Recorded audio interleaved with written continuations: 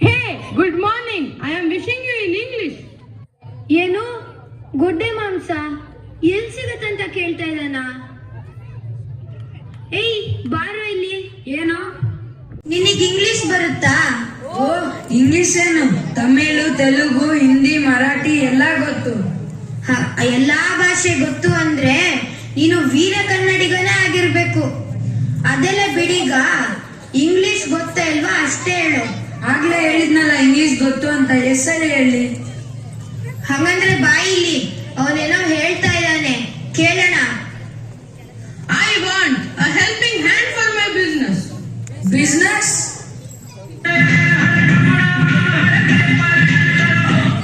Are you old Kabna plastic picker? No, business. Spicy items. Business. ಏನೋ ಹೇಳ್ತಾ ಇದ್ದಾನೆ, ಅರ್ಥ ಆಗ್ತಿಲ್ಲ ಕಣೋ. ಮತ್ತೆ ಇಂಗ್ಲಿಷ್ ಗೊತ್ತಂದೆ. ಹೌದು, ನನ್ಗೆ ಇಂಗ್ಲಿಷ್ ಗೊತ್ತು, ಆದ್ರೆ ಅರ್ಥ ಆಗಲ್ಲ. ಅಂದ್ರೆ ಅವನ್ ಇಂಗ್ಲಿಷ್ ನಾನು ಮಾತಾಡ್ತಾ ಇದ್ದಾನೆ ಅಂತ ಗೊತ್ತಾಗುತ್ತೆ, ಆದ್ರೆ ಏನ್ ಮಾತಾಡ್ತಾ ಇದ್ದಾನೆ ಅಂತ ಗೊತ್ತಾಗಲ್ಲ. Hey guys, come. I will teach you English. A for association, C for committee. Now tell me what T stands for. T stands for temple committee. Very good. Now B stands for borewell. Tell me what S stands for. S stands for second main borewell. Like this, F stands for first time and borewell, right? No, it can't be. Why it can't be? Because first time and borewell not working. Then what about F? Make it silent. We have food committee, so F stands for food committee. Okay. Hope you'll join my business. Yes. ಹಿಂಗೂ ಇವ್ರ ಜೊತೆಗೆ ಸೇರ್ಕೊಂಡು English ಕಲ್ತು ದೊಡ್ಡ business ಮಾಡೋಣ ಬಾ. Hey, come here. ಏನು? You don't walk in this road. You walk in another road. It's for us. ಯಾಕೆ? We made rules. You are under British rule now. British rule? ನಮ್ಗೆ ನಿಮ್ ರೂಲ್ಸ್ ಎಲ್ಲ ಲೆಕ್ಕಕ್ಕಿಲ್ಲ. ನಮ್ಗೆ ನಮ್ ರಾಣಿ ಇದ್ದಾರೆ, ಅವರೇ ನಮ್ಗೆ ರೂಲ್ಸ್ ಮಾಡೋದು. ಕಿತ್ತೂರು ರಾಣಿ ಚೆನ್ನಮ್ಮ. ನಿಮ್ಮ ರಾಣಿ ಕೂಡ ನಮಗೆ ಕಪ್ಪ ಕೊಡಬೇಕು. ಪ್ಲೀಸ್ ಟೆಲ್ ಹರ್. ಕಪ್ಪ ಕೊಡಬೇಕೇ? ಕಪ್ಪ ನಿಮಗೆ ಕೊಡಬೇಕು ಕಪ್ಪ? ಹೌದು ಚೆನ್ನಮ್ಮ, ನೀವು ಕಪ್ಪ ಕೊಡಬೇಕು. ಯಾಕೆ ಕೊಡಬೇಕು? ನೀವೇನು ಕಿತ್ತೂರಿನಲ್ಲಿ ಹುಟ್ಟಿದ್ದೀರಾ, ಬಿತ್ತಿದ್ದೀರಾ, ಬೆಳೆದಿದ್ದೀರಾ, ಅಥವಾ ನೀವೇನು ಕಿತ್ತೂರಿನ ಸೋದರ ಸಂಬಂಧಿಗಳೇ ಅಥವಾ ನೆಂಟರೇ? ನಮ್ಮ ಈಸ್ಟ್ ಇಂಡಿಯಾ ಕಂಪನಿಯ ಜೊತೆ ಮಾಡಿಕೊಂಡ ಒಪ್ಪಂದದ ಪ್ರಕಾರ ನೀವು ಕಪ್ಪ ಕೊಡಬೇಕು. ನಿಮ್ಮ ಕಂಪನಿಯ ಕಾನೂನುಗಳನ್ನು ನಿಮ್ಮ ಕಂಪನಿಯಲ್ಲೇ ಇಟ್ಟುಕೊಳ್ಳಿ. ಚೆನ್ನಮ್ಮ, ಟೈಮ್ ವೇಸ್ಟ್ ಮಾಡಬೇಡಿ. ನೀವು ನಮ್ಮ ಕಂಪನಿಯ ಮಾತಿಗೆ ಬೆಲೆ ಕೊಡಬೇಕು. ಯಾಕಂದ್ರೆ ಕಿತ್ತೂರು ಸ್ವತಂತ್ರ ರಾಜ್ಯ ನೆನಪಿರಲಿ, ನಾವು ನಿಮಗೆ ಕಪ್ಪ ಕೊಡುವುದಿಲ್ಲ. ಕಪ್ಪ ಕೊಡದಿದ್ದರೆ ನೀವು ಪರಿಣಾಮ ಎದುರಿಸಬೇಕಾಗುತ್ತದೆ. ಬಿಳಿ ಜಿರಳೆಗಳೇ, ನೀವು ಹೆದರಿಸಿದ ಕ್ಷಣ ಹೆದರಿಕೊಳ್ಳಲು ನಾವು ಎಲ್ಲಿಂದಲೂ ವ್ಯಾಪಾರಕ್ಕೆ ಬಂದ ದಲ್ಲಾಳಿಗಳಲ್ಲ, ಕನ್ನಡ ತಾಯಿಯ ಮಕ್ಕಳು, ಇದೇ ಮನೆಯಲ್ಲಿ ಹುಟ್ಟಿ ಬೆಳೆದವರು. ನಮಗೆ ಬುದ್ಧಿ ಹೇಳಲು ಬರಬೇಡಿ. ಚೆನ್ನಮ್ಮ, ತಪ್ಪು ಮಾಡುತ್ತಿದ್ದೀರಿ. ಯಾವುದು ಸರಿ ಯಾವುದು ತಪ್ಪು ಎನ್ನುವುದು ನಮಗೆ ತಿಳಿದಿದೆ. ಮೊದಲು ಇಲ್ಲಿಂದ ಹೊರಡಿ. Chennamma, this is temporary win. We will not leave you. ಹೋಗು, ಪ್ರಾಣ ಭಿಕ್ಷೆ ಕೊಟ್ಟಿದ್ದೇನೆ. ಮಲ್ಲಪ್ಪ ಶೆಟ್ಟಿ, ನಾನು ನಿನಗೆ ಹಣವನ್ನು ಕೊಡುತ್ತೇನೆ. ನೀನು ನನಗೆ ಸಹಾಯ ಮಾಡಬೇಕು. ಏನು ಸಹಾಯ ಮಾಡಬೇಕು ಹೇಳಿ? ಏನಾದರೂ ಉಪಾಯ ಮಾಡಿ ನಿಮ್ಮ ರಾಣಿ ಚೆನ್ನಮ್ಮ ಯುದ್ಧದಲ್ಲಿ ಸೋಲುವಂತೆ ಮಾಡಬೇಕು. ನಿಮಗೆ ಎಷ್ಟು ಹಣ ಬೇಕು ಅಷ್ಟನ್ನು ನಾವು ಕೊಡುತ್ತೇವೆ. ಸರಿ, ಹಣ ಎಲ್ಲಿದೆ? ಇಲ್ಲಿದೆ. ಸರಿ ಬಿಡಿ ಸಾಹೇಬರೇ, ಪಿರಂಗಿಗಳಿಗೆ ಮದ್ದುಗುಂಡು ತುಂಬುವ ವೆಂಕಟಪ್ಪನಿಗೆ ಹೇಳ್ತೀನಿ. ಕಿತ್ತೂರಿನ ಎಲ್ಲಾ ಪಿರಂಗಿಗಳಿಗೆ ಮದ್ದುಗುಂಡುಗಳು ಬದಲಾಗಿ ಸಗಣಿ ಮತ್ತು ಮಣ್ಣನ್ನು ತುಂಬಲು ಹೇಳ್ತೀನಿ. Very nice. I like it. ಎಷ್ಟೊಂದು ಹಣ ಇದೆ. ಚೆನ್ನಮ್ಮ, ಇನ್ನು ಅರ್ಧ ಗಂಟೆ ಸಮಯ ಕೊಡುತ್ತೀನಿ. ಸರೆಂಡರ್ ಆಗು. ಒಮ್ಮೆ ಯುದ್ಧದಲ್ಲಿ ಸೋತ ನಿಮಗೆ ಜೀವ ಭಿಕ್ಷೆ ಕೊಟ್ಟಿದ್ದೆ, ಮತ್ತೆ ಬಂದಿದ್ದೀರಿ? ಹೌದು, ಹೊರಗೆ ಬಂದು ಯುದ್ಧ ಮಾಡು. ಯಾಕೆ ಕೋಟೆಯ ಒಳಗೆ ಅಡಗಿ ಕುಳಿತಿದ್ದೀರಿ? ಎಲ್ಲವೋ ಕೆಂಪು ಮೂತಿಯ ಕೋತಿಗಳೇ, ನಾನು ಅಡಗಿ ಕುಳಿತಿಲ್ಲ. ನಾವು ಕನ್ನಡಿಗರು, ಶಾಂತಿ ಪ್ರಿಯರು. ಯುದ್ಧ ನಮ್ಮಿಂದ ಆರಂಭವಾಗಬಾರದೆನ್ನುವ ಒಂದೇ ಕಾರಣಕ್ಕೆ ಸುಮ್ಮನಿದ್ದೆ. ನೀವಾಗಿಯೇ ಕಾಲು ಕೆದರಿಕೊಂಡು ಯುದ್ಧಕ್ಕೆ ಬಂದಿದ್ದೀರಿ. ನಿಮ್ಮ ರುಂಡವನ್ನು ಚೆಂಡಾಡದೆ ಬಿಡುವುದಿಲ್ಲ. ಹರರ ಮಹಾದೇವ್, ಹರರ ಮಹಾದೇವ್. ಅಯ್ಯೋ, ನಮ್ಮ ಪಿರಂಗಿಗಳು ಸಿಡಿಯುತ್ತಿಲ್ಲ. ಏನೋ ಮೋಸ ನಡೆದಿದೆ. Chennamma under arrest, Rayanna under arrest. Chennamma under arrest, Rayanna under arrest. ಹೀಗೆ ಬ್ರಿಟಿಷರು ತಮ್ಮ ಕುತಂತ್ರದಿಂದ ಭಾರತೀಯ ರಾಜ ಮನೆತನಗಳನ್ನು ಸೋಲಿಸಿ ಕೆಲವೇ ವರ್ಷಗಳಲ್ಲಿ ಭವ್ಯ ಭಾರತ ಬ್ರಿಟಿಷರ ಪಾಲಾಯಿತು. ಬ್ರಿಟಿಷರು ಮನ ಬಂದಂತೆ ಭಾರತೀಯರಿಗೆ ಮತ್ತು ಭಾರತೀಯ ಸಂಸ್ಕೃತಿಗೆ ವಿರುದ್ಧವಾಗಿ ಕಾನೂನುಗಳನ್ನು ರೂಪಿಸತೊಡಗಿದರು. ಉನ್ನತ ಹುದ್ದೆಗಳನ್ನೆಲ್ಲ ಬ್ರಿಟಿಷರೇ ಇಟ್ಟುಕೊಂಡಿದ್ದರ ಪರಿಣಾಮ ಭಾರತೀಯರು ತಮ್ಮ ತಾಯ್ನಾಡಿನಲ್ಲಿಯೇ ಎರಡನೆಯ ದರ್ಜೆಯ ಪ್ರಜೆಗಳಾಗಿ ಬಾಳುವ ಪರಿಸ್ಥಿತಿ ನಿರ್ಮಾಣವಾಯಿತು. ಭಾರತೀಯರು ಬ್ರಿಟಿಷರ ಗುಲಾಮರಾದರು.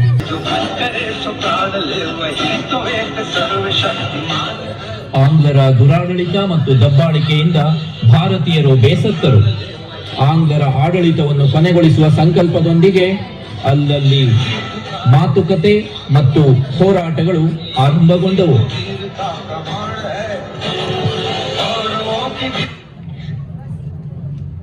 ಬಸ್ವ, ಬ್ರಿಟಿಷ್ರ ನೋಡಿಸ್ಲಿಕ್ಕೆ ನಾಳೆ ಹಾವೇರಿಲಿ ಸಭೆ ಮಾಡ್ತಾರಂತೆ. ನಿಮ್ಮೂರವ್ರಿಗೆ ಎಲ್ಲಾರ್ಗೂ ತಿಳಿಸ್ಬಿಟ್ಟು ಹೋಗೋಣ ಅಂತ ನಾನ್ ಬಂದೆ. ಸರಿ ಸರಿ, ನಾನು ನಮ್ಮೂರವ್ರಿಗೆ ಎಲ್ಲರಿಗೂ ತಿಳಿಸ್ತೀನಿ. ನೀನು ಹುಷಾರಾಗಿ ಊರ್ ಸೇರ್ಕೋ. ಆ ಬ್ರಿಟಿಷರು ಎಲ್ಲಿ ನೋಡಿದ್ರು ಕಾಲ್ ಕಾಯ್ತಿದ್ದಾರೆ. ಗೊತ್ತು ಗೊತ್ತು, ಅದಕ್ಕೆ ರಾತ್ರಿ ಹೊತ್ತಿನಲ್ಲಿ ಬಂದೆ. ಎಲ್ಗೋ ಹೋಗಿದ್ದೆ? ಅದು ನಮ್ಮ ಹಸು ಕಳ್ದೋಗಿತ್ತು ಬುದ್ಧಿ, ಅದು ನುಡ್ಕೊಂಡು ಹೋಗಿದ್ದೆ. ಸರಿ ಸರಿ, ಹೋಗು ಹೋಗು. ಆ ಕಡೆ ಹೋಗ್ಬೇಡ, ಈ ಕಡೆ ಹೋಗು. ಈ ಕಡೆ ಹೋಗ್ಬೇಡ, ಆ ಕಡೆ ಹೋಗು. ಕೆಂಪು ಮೂತಿಯ ಬ್ರಿಟಿಷರನ್ನು ಭಾರತದಿಂದ ಓಡಿಸಿ, ಜೈ ಭಾರತ ಮಾತೆ.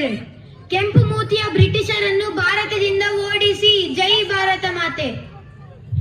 ಏಯ್ ಹೋಗ್ರು, ಇಲ್ಲಾಂದ್ರೆ ಹೊತ್ತು ಹೊರಗೆ ಹಾಕ್ಬಿಡ್ತೀನಿ. ಸರ್, ಜನ ಎಲ್ಲ ಕಡೆ ಸಭೆ ನಡೆಸಿ ನಮ್ಮ ಸರ್ಕಾರದ ವಿರುದ್ಧ ಹೋರಾಟ ಮಾಡ್ತಾ ಇದ್ದಾರೆ.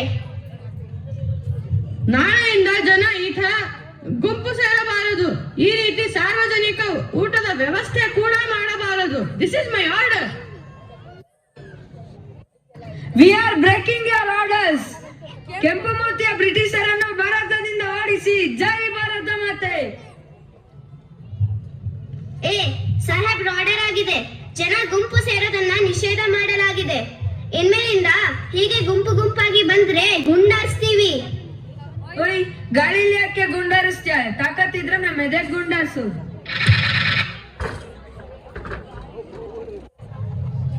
ಬಾಲ ಗಂಗಾಧರ ತಿಲಕ್ ಸಾಹೇಬ್ರವರಿಗೆ ಜೈ. ಬಾಲ ಗಂಗಾಧರ ತಿಲಕ್ ಸಾಹೇಬ್ರವರಿಗೆ ಜೈ. ಈ ಪೊಲೀಸ್ನವರು ಜನರನ್ನು ಗುಂಪು ಸೇರೋಕೆ ಬಿಡ್ತಾ ಇಲ್ಲ. ಹೀಗಾದರೆ ನಾವೆಲ್ಲ ಒಟ್ಟಾಗಿ ಸೇರಿ ಹೋರಾಟ ಮಾಡೋದಕ್ಕಾಗಲ್ಲ. ಈ ಸಲ ಒಂದು ಉಪಾಯ ಮಾಡೋಣ. ಏನು ಉಪಾಯ? ಪ್ರತಿ ವರ್ಷ ಚೌತಿಗೆ ನಾವೆಲ್ಲ ಮನೆಯಲ್ಲಿ ಗಣೇಶನನ್ನು ಇಟ್ಟು ಪೂಜೆ ಮಾಡ್ತೀವಿ. ಈ ವರ್ಷ ಗಣೇಶ ಹಬ್ಬದಲ್ಲಿ ಮನೆಯ ಹೊರಗೆ, ಊರು ಕೇರಿ ಎಲ್ಲ ಕಡೆಗಳಲ್ಲಿ ಮಂಟಪ ಕಟ್ಟಿ ಗಣೇಶನ ಮೂರ್ತಿ ಇಟ್ಟು 5 ದಿನ ಹಬ್ಬ ಆಚರಿಸೋಣ. ಸಾಹೇಬ್ರೆ, ಇದರಿಂದ ಹೋರಾಟಕ್ಕೆ ಹೇಗೆ ಸಹಾಯ ಆಗುತ್ತೆ?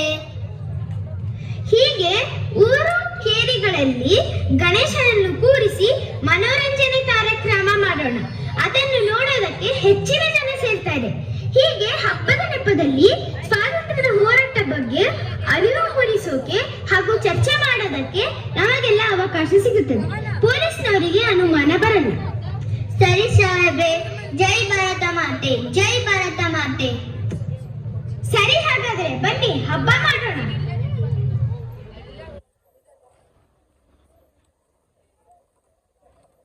शुक्लाम्बरधरं विष्णुं शशिवर्णं चतुर्भुजं प्रसन्नवदनं ध्यायेत् सर्वविघ्नोपशान्तये.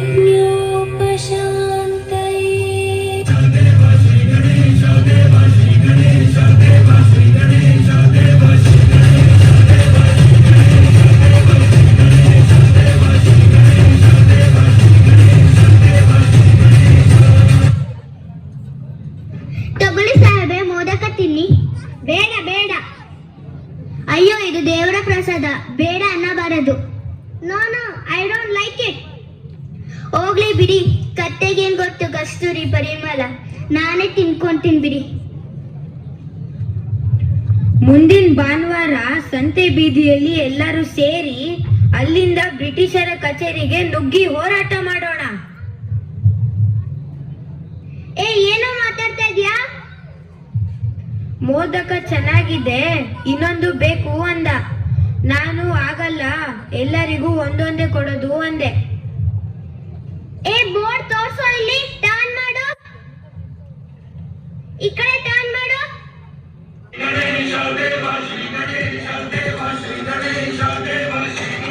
ಹೀಗೆ ಊರು ಕೇರಿಗಳಲ್ಲಿ ಗಣೇಶನನ್ನ ಕೂರಿಸಿ ಮನೋರಂಜನಾ ಕಾರ್ಯಕ್ರಮಗಳನ್ನು ಮಾಡೋದ್ರಿಂದ ಹೆಚ್ಚು ಹೆಚ್ಚು ಜನ ಸೇರತೊಡಗಿದರು. ಬ್ರಿಟಿಷರ ವಿರುದ್ಧ ಹೇಗೆ ಹೋರಾಟ ಮಾಡಬೇಕು ಅನ್ನೋದನ್ನೆಲ್ಲ ಅಲ್ಲಿಯೇ ಚರ್ಚೆ ಮಾಡತೊಡಗಿದರು. ಸ್ವಾತಂತ್ರ್ಯ ಹೋರಾಟದ ಕಿಚ್ಚು ಇಮ್ಮಡಿಯಾಗುತ್ತಾ ಹೋಯಿತು.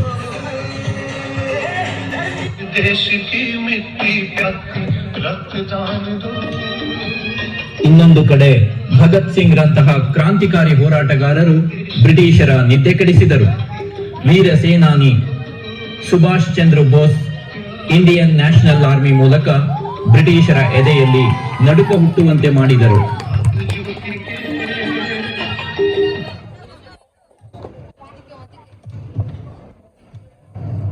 ಸ್ವಾತಂತ್ರ್ಯವನ್ನು ಯಾರೂ ಕೊಡುವುದಿಲ್ಲ, ಅದನ್ನು ನಾವೇ ಪಡೆದುಕೊಳ್ಳಬೇಕು. ನೀವು ನನಗೆ ರಕ್ತ ನೀಡಿ, ನಾನು ನಿಮಗೆ ಸ್ವಾತಂತ್ರ್ಯವನ್ನು ನೀಡುತ್ತೇನೆ. ನಮ್ಮ ದೇಶದ ಎಲ್ಲಾ ಸಮಸ್ಯೆಗಳಿಗೆ ಸ್ವಾತಂತ್ರ್ಯ ಒಂದೇ ಪರಿಹಾರ. देश की मिट्टी प्यासी रक्तदान दो, प्यास बुझाओ। आज देश की मिट्टी प्यासी रक्तदान दो,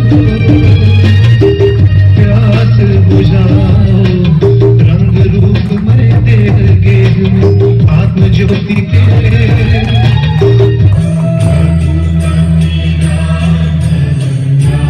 ಗೋಪಾಲಕೃಷ್ಣ ಗೋಖಲೆ ಅವರ ಕರೆಯ ಮೇರೆಗೆ ದಕ್ಷಿಣ ಆಫ್ರಿಕಾದಲ್ಲಿದ್ದ ಮೋಹನ್ ದಾಸ್ ಕರಮ್ಚಂದ್ ಗಾಂಧಿ ಭಾರತಕ್ಕೆ ಬಂದು ಹೋರಾಟಕ್ಕೆ ಇಳಿದರು. ಇಲ್ಲಿಯ ಪರಿಸ್ಥಿತಿಯನ್ನು ಅಧ್ಯಯನ ಮಾಡಿದ ಗಾಂಧೀಜಿ ಅವರಿಗೆ ಬ್ರಿಟಿಷರ ವಿರುದ್ಧ ಶಸ್ತ್ರಾಸ್ತ್ರ ಬಳಸಿ ಗೆಲುವು ಸಾಧಿಸುವುದು ಸದ್ಯದ ಪರಿಸ್ಥಿತಿಯಲ್ಲಿ ಕಷ್ಟವೆನಿಸಿತು. ಅಹಿಂಸಾ ತತ್ವದಿಂದ ಹೋರಾಟಕ್ಕೆ ಇಳಿದು ಇಡೀ ದೇಶದಲ್ಲೂ ಸ್ವಾತಂತ್ರ್ಯದ ಕಿಚ್ಚು ಹಚ್ಚಿದರು. ಲಕ್ಷ ಲಕ್ಷ ಜನರು ಗಾಂಧೀಜಿಯವರನ್ನು ಹಿಂಬಾಲಿಸಿ ಇಡೀ ದೇಶವೇ ಒಂದಾಯಿತು. ದೇಶದೆಲ್ಲೆಡೆ ಒಂದೇ ಕೂಗು, ಬ್ರಿಟಿಷರೇ ಭಾರತ ಬಿಟ್ಟು ತೊಲಗಿ. ದೇಶದಲ್ಲಿ ಹರಡಿದ ಸ್ವಾತಂತ್ರ್ಯದ ಕಿಚ್ಚನ್ನು ಕಂಡು ಬ್ರಿಟಿಷರು ಕಂಗೆಟ್ಟರು.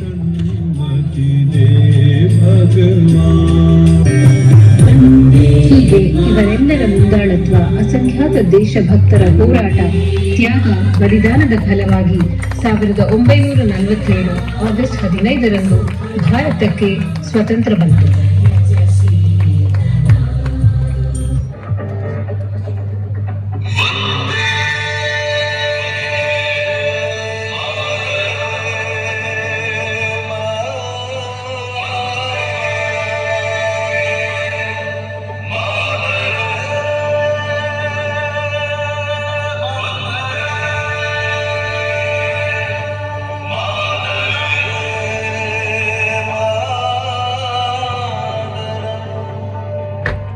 ಸ್ವಾತಂತ್ರ್ಯವನ್ನು ಯಾರೂ ಕೊಡುವುದಿಲ್ಲ, ಅದನ್ನು ನಾವೇ ಪಡೆದುಕೊಳ್ಳಬೇಕು. ನೀವು ನನಗೆ ರಕ್ತ ನೀಡಿ, ನಾನು ನಿಮಗೆ ಸ್ವಾತಂತ್ರ್ಯವನ್ನು ನೀಡುತ್ತೇನೆ. ನಮ್ಮ ದೇಶದ ಎಲ್ಲಾ ಸಮಸ್ಯೆಗಳಿಗೆ ಸ್ವಾತಂತ್ರ್ಯ ಒಂದೇ ಪರಿಹಾರ.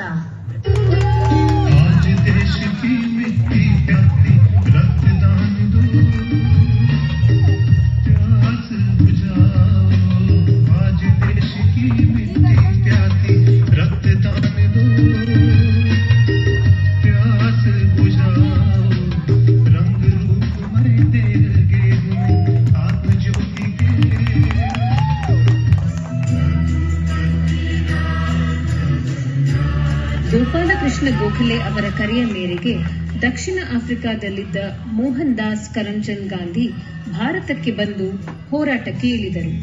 ಇಲ್ಲಿಯ ಪರಿಸ್ಥಿತಿಯನ್ನು ಅಧ್ಯಯನ ಮಾಡಿದ ಗಾಂಧೀಜಿ ಅವರಿಗೆ ಬ್ರಿಟಿಷರ ವಿರುದ್ಧ ಶಸ್ತ್ರಾಸ್ತ್ರ ಬಳಸಿ ಗೆಲುವು ಸಾಧಿಸುವುದು ಸದ್ಯದ ಪರಿಸ್ಥಿತಿಯಲ್ಲಿ ಕಷ್ಟವೆನಿಸಿತು.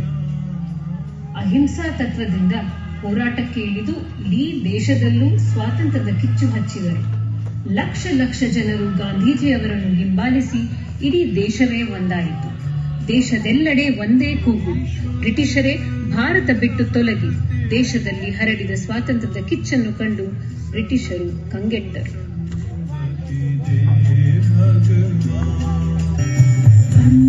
ಹೀಗೆ ಇವರೆಲ್ಲರ ಮುಂದಾಳತ್ವ, ಅಸಂಖ್ಯಾತ ದೇಶಭಕ್ತರ ಹೋರಾಟ, ತ್ಯಾಗ, ಬಲಿದಾನದ ಫಲವಾಗಿ 1947 ಆಗಸ್ಟ್ 15ರಂದು ಭಾರತಕ್ಕೆ ಸ್ವತಂತ್ರ ಬಂತು.